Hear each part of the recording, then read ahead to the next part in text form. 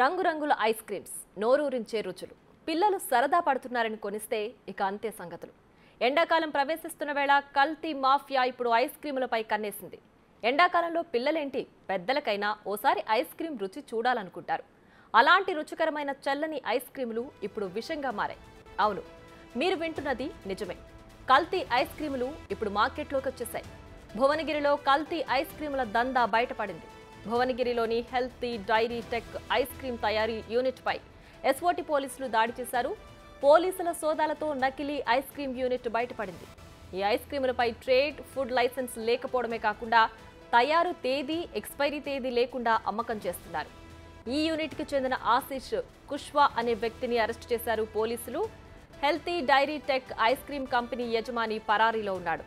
Healthy dairy tech ice cream పేరుపై గల ice creams, తయారీ పదార్థాలు, కెమికల్స్ ను స్వాధీనం చేసుకున్నారు. నకిలీ ఐస్ క్రీమ్స్ తో పాటు నిందితుడిని భువనగిరి టౌన్ పిఎస్ కి అప్పగించారు ఎస్ఓటీ పోలీసులు.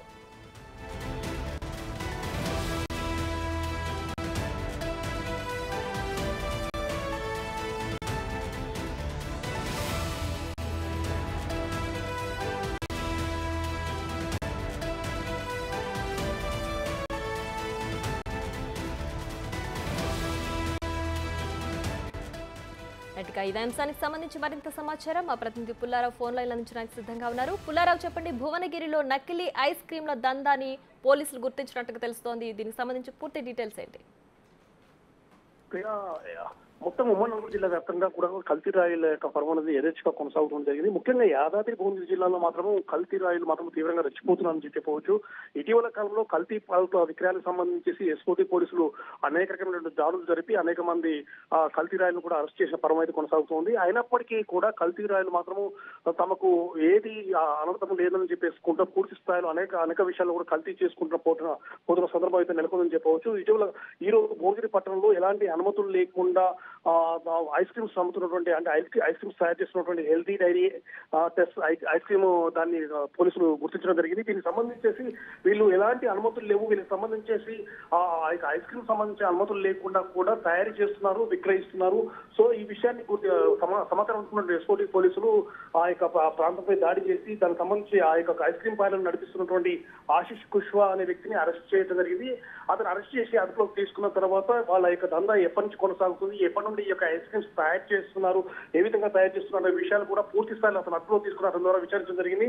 అయితే ఆశీష్ కుష్వా చెప్పిన వివరాల ప్రకారం ఆ యొక్క ఐస్ క్రీమ్ పార్లర్ నడిపిస్తున్న వ్యక్తి నరేంద్ర అనే వ్యక్తి అని తెలియవచ్చింది.